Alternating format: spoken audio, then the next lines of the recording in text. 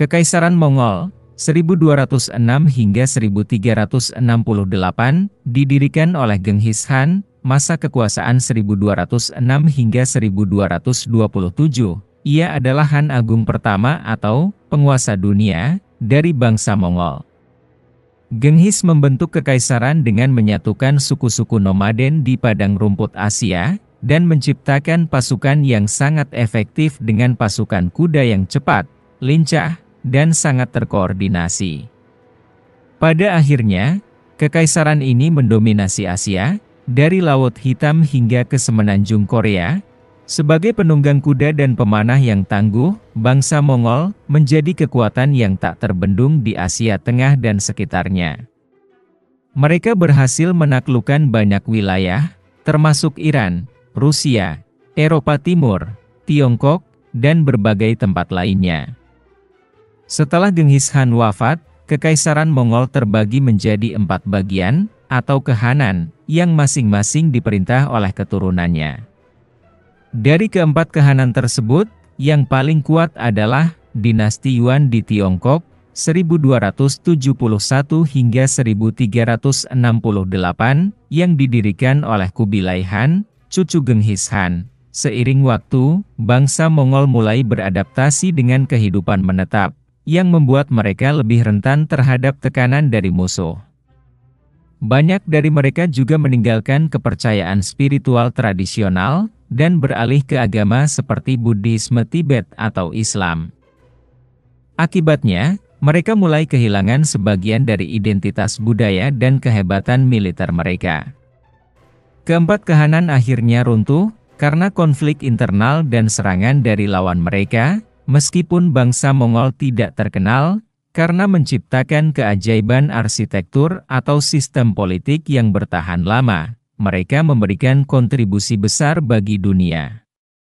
Mereka membantu menghubungkan dunia timur dan barat, dengan memperluas jalur perdagangan, membangun hubungan diplomatik, serta memungkinkan pergerakan misionaris dan pelancong di seluruh Eurasia hingga Asia Timur.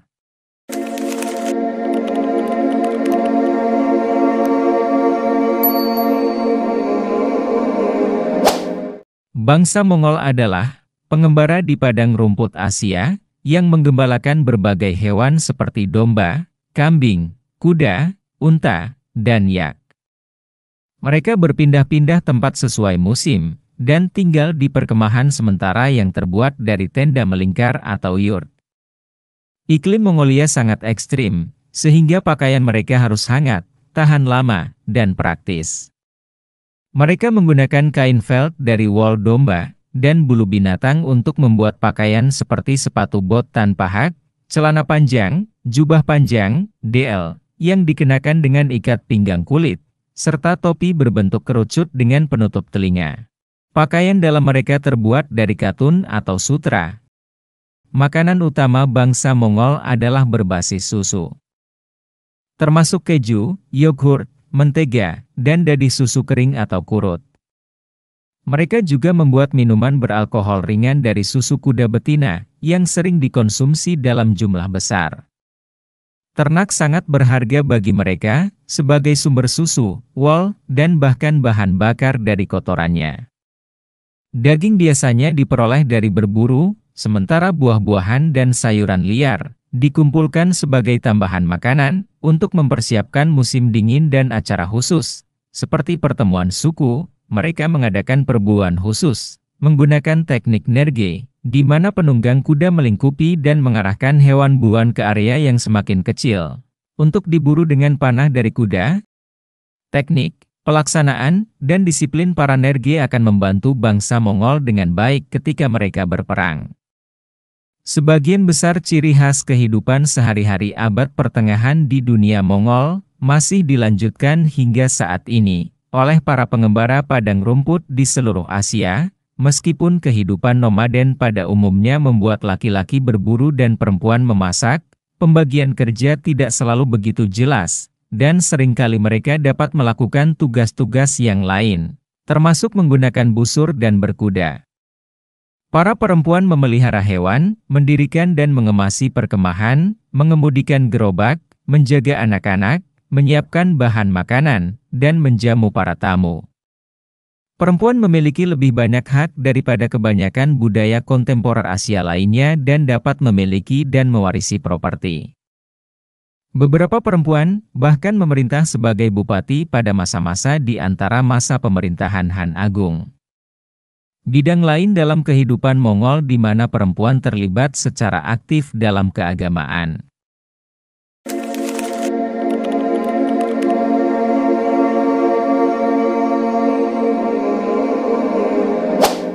Agama bangsa Mongol tidak memiliki teks suci atau upacara tertentu, melainkan merupakan perpaduan antara animisme, pemujaan leluhur, dan kepercayaan spiritual tradisional.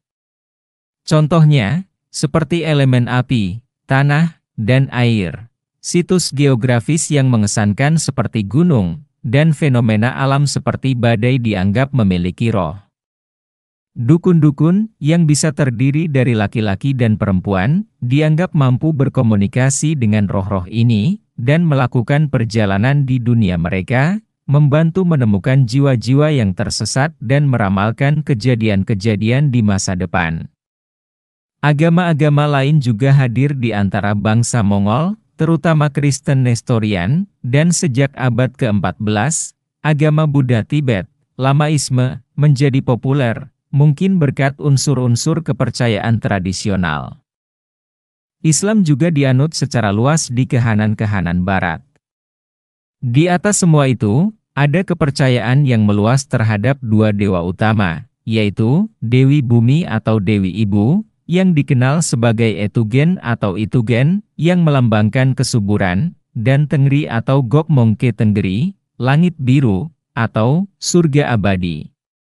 Dewa yang terakhir ini dipandang sebagai dewa pelindung dan yang terpenting, ia dianggap oleh para elit suku sebagai dewa yang memberikan hak ilahi kepada bangsa Mongol untuk menguasai seluruh dunia.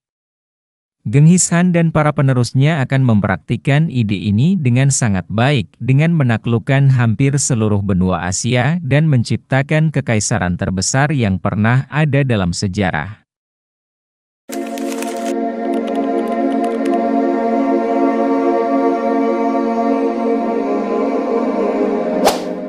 Suku-suku nomaden Mongol saat itu, terbiasa dengan kehidupan yang sulit, memiliki mobilitas tinggi dan dilatih sejak kecil untuk menunggang kuda dan memanah. Tentu ini akan membuat mereka menjadi prajurit yang sangat kuat, yang mampu bertahan dalam perang yang panjang dan rumit, menjangkau wilayah yang luas dalam waktu yang singkat, dan bertahan hidup hanya dengan perbekalan yang sangat minim. Bahkan, peran perempuan dan tugas-tugas mereka dalam pembuatan perkemahan dan transportasi membantu pasukan Mongol, karena mereka menyediakan dukungan logistik yang sangat penting bagi para prajurit yang juga suami mereka. Genghis Khan mungkin adalah pemimpin Mongol pertama yang menyadari bahwa jika saja berbagai suku dan klan dapat bersatu, bangsa Mongol dapat menguasai dunia. Genghis, yang lahir dengan nama Temujin sekitar tahun 1162, berhasil mengatasi masa kecilnya yang keras akibat pengabaian dan kemiskinan, dan menjadikan dirinya sebagai komandan militer Togril, dan juga kepala suku Kerait. Kehidupan dan masa-masa Genghis diceritakan dalam The Secret History of the Mongols, sebuah kronik abad ke-13 yang merupakan sumber primer terbaik untuk kekaisaran awal.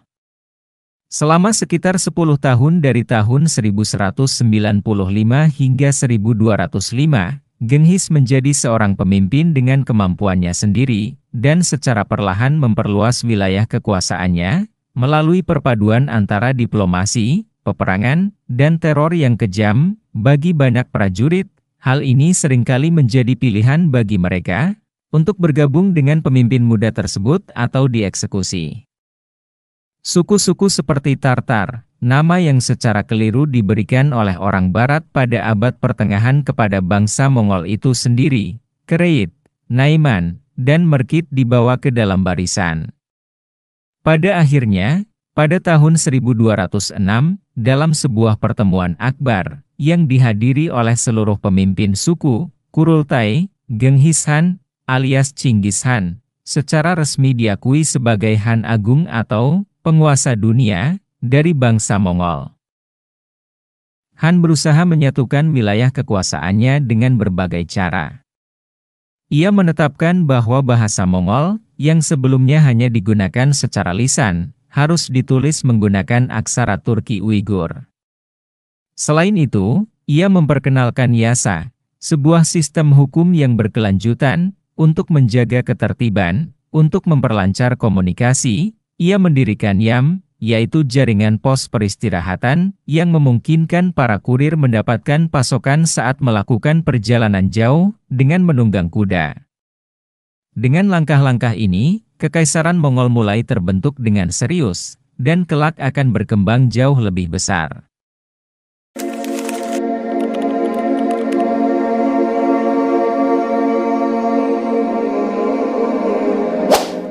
Para pemimpin suku Mongol secara tradisional telah mencapainya, dan kemudian mempertahankan posisi kekuasaan mereka dengan membagikan rampasan perang kepada pengikut setia mereka. Genghis Khan sendiri memimpin pasukan inti sekitar 10.000 prajurit, yang merupakan pengawal pribadi Han, disebut Kesikten. Mereka tidak hanya bertugas sebagai prajurit, tetapi juga mengisi posisi administratif penting di Kekaisaran Mongol. Pasukan tambahan diperoleh dari kewajiban militer suku-suku Mongol dan sekutu, serta wilayah yang telah ditaklukkan. Senjata utama mereka adalah kavaleri ringan, yang terampil dalam menggunakan busur komposit Mongol yang kuat. Kuda-kuda Mongol juga sangat berharga.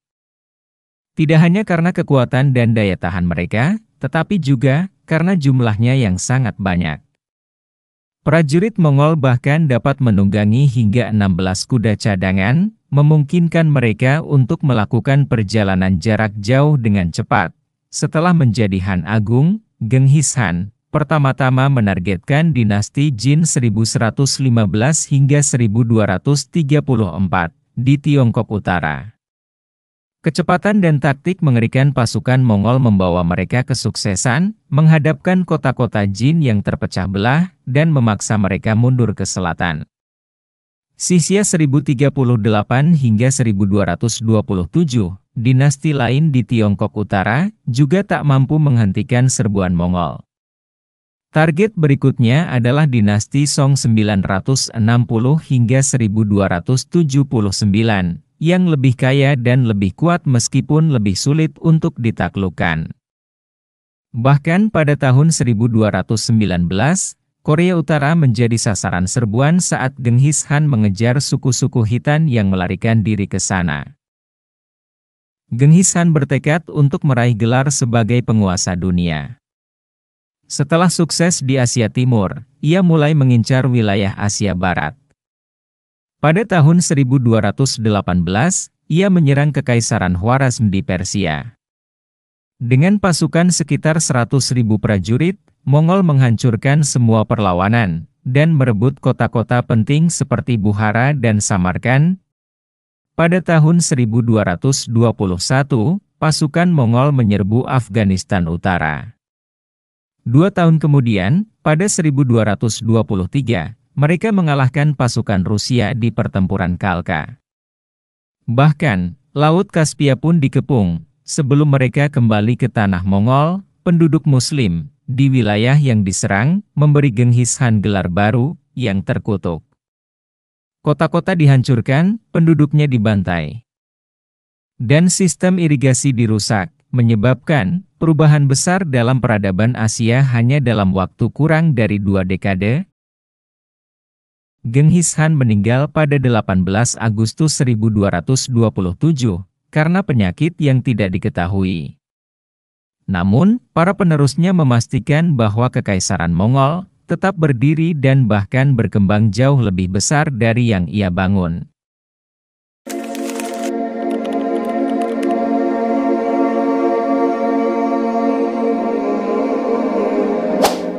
Genghis Khan telah menetapkan bahwa setelah kematiannya, kekaisarannya akan dibagi di antara keempat putranya, Jochi, Chagatai, Tolui, dan Ogedei. Masing-masing akan memerintah wilayah yang disebut Kehanan. Namun, Jochi meninggal lebih dulu pada tahun 1227. Ogedei akhirnya dipilih sebagai Han Agung, berkuasa 1229 hingga 1241, dan menjadi pemimpin seluruh bangsa Mongol.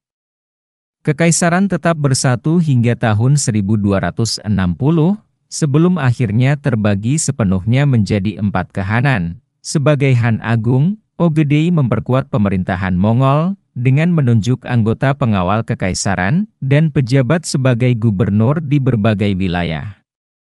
Ia juga mengadakan sensus, dan menerapkan sistem pajak yang lebih teratur. Menggantikan cara lama berupa penyitaan paksa, pada tahun 1235, ia memilih Karakorum di Mongolia sebagai ibu kota. Selain itu, ia memperluas jaringan komunikasi, melindungi sumur di sepanjang jalur perdagangan, serta memberikan perlindungan bagi para pedagang. Dalam hal penaklukan, Ogedei melanjutkan ekspansi yang telah dimulai oleh ayahnya.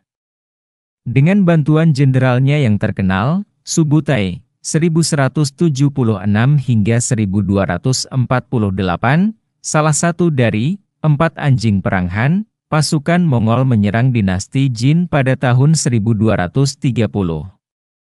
Ibu kota Jin, Kaifeng, jatuh pada 1233, dan setahun kemudian, Kaisar Jin, Aizong, memilih bunuh diri, menandai runtuhnya dinasti Jin. Korea juga menjadi sasaran serangan Mongol pada periode ini. Pada tahun 1235, Subutai memimpin kampanye militer di Asia Tengah, dan merebut kota-kota seperti Tbilisi. Dari 1236 hingga 1242, pasukan Mongol yang berjumlah 150.000 prajurit, terbagi dalam 5 divisi, bergerak melalui Kazakhstan dan Uzbekistan, untuk menyerang Eropa Timur di sekitar Sungai Volga. Mereka meraih kemenangan besar atas Bulgaria, Rusia, Polandia, dan Hungaria. Kavaleri Mongol, yang muncul tiba-tiba dan menyerang dengan kecepatan luar biasa, dijuluki penunggang kuda iblis. Kota-kota besar seperti Kiev, 1240, Krakow, 1241, Budapest, 1241, diserang dan dijarah. Eropa tampaknya hanya terselamatkan dari kehancuran total, karena Ogedei meninggal pada tahun 1241, memaksa para pemimpin Mongol kembali ke Karakorum untuk memilih penguasa baru. Setelah Ogedei, 2 Han berikutnya adalah Guyuk Han, berkuasa 1246 hingga 1248, dan Mongke Han, 1251 hingga 1259.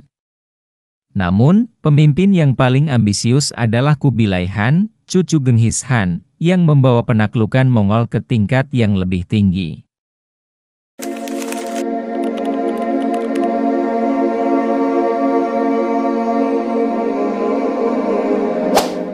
Kubilai Han memerintah dari tahun 1260 hingga 1294. Sebelumnya, ia berperang bersama Mongke Han melawan dinasti Song Tiongkok. Setelah mengalahkan adiknya, Arik Bok 1219 hingga 1266, dalam persaingan untuk posisi Han Agung, Kubilai membagi kekaisaran menjadi 4 kehanan. Meskipun demikian, Kubilai memiliki ambisi lebih besar, menjadi kaisar Tiongkok. Dia menggunakan katapel, pengetahuan yang diperoleh dari Asia Barat, dalam perang pengepungan terhadap dinasti Song, menaklukkan kota demi kota selama 11 tahun. Pada 28 Maret 1276, ibu kota Lin'an jatuh, dan dinasti Song runtuh. Pertempuran laut penting, di Aishan pada 19 Maret 1279, mengakhiri perlawanan terakhir Song. Terletak di dekat Makau, yang sekarang adalah contoh lain dari adaptasi yang berhasil dalam peperangan Mongol. Dan perlawanan Song yang terakhir berhasil dipatahkan, pada tahun 1271, Kubilai mengambil gelar Kaisar Tiongkok dan mendirikan dinasti Yuan, dengan Beijing sebagai ibu kota, dan Chengdu sebagai tempat peristirahatan musim panas. Sebagai administrator yang cakap, Kubilai membagi negaranya menjadi 12 provinsi, mendorong perdagangan dengan pajak yang menguntungkan, mempromosikan uang kertas, dan memperbaiki infrastruktur transportasi. Namun, Kubilai tidak puas dengan pencapaian ini. Dia melancarkan serangan terhadap Jepang pada tahun 1274 dan 1281, yang semuanya gagal, karena perlawanan sengit dan badai dahsyat, yang dikenal sebagai kamikaze atau angin dewa. Kubilai juga melakukan invasi ke Asia Tenggara, termasuk Vietnam, Burma, dan Jawa, dengan hasil yang bervariasi. Meskipun Kekaisaran Mongol mencapai puncak kejayaannya pada abad ke-13, kemudian mengalami kemunduran.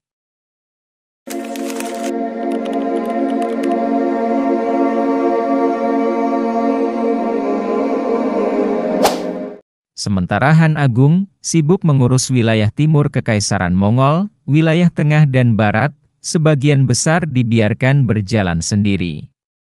Gerombolan Emas, yang didirikan oleh Batu Han, cucu Genghis Han, sekitar tahun 1227, kehanan ini bertahan lebih lama daripada kerajaan-kerajaan lainnya, berpusat di wilayah padang rumput Eurasia Barat. Kehanan ini bertahan hingga 1480. Tetapi, sejak pertengahan abad ke-14, kekuatan Rusia dan Lituania mulai bangkit di wilayah tersebut. Ilkhanat, yang berpusat di Persia, didirikan sekitar tahun 1260 oleh Hulagu, cucu Genghis Han lainnya sekitar tahun 1260. Kehanan ini sering berkonflik dengan tetangganya, Kesultanan Mamluk 1261 hingga 1517, dan akhirnya runtuh akibat perebutan kekuasaan pada tahun 1335.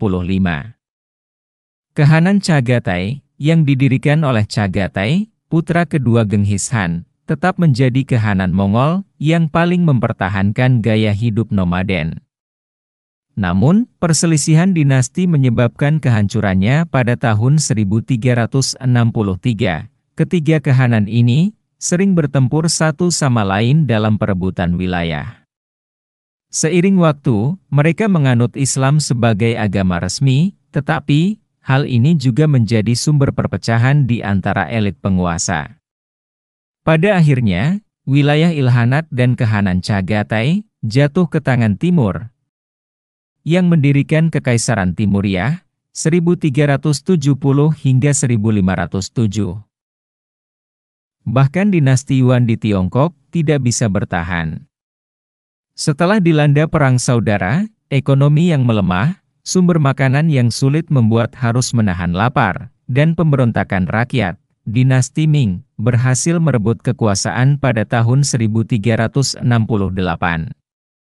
Pada akhirnya, bangsa Mongol yang dulunya merupakan penguasa nomaden yang kuat, mulai menetap dan menjadi bagian dari masyarakat agraris. Hal ini membuat mereka lebih rentan terhadap serangan dan penaklukan, terutama oleh mereka yang mampu beradaptasi dengan perubahan zaman dan teknologi baru.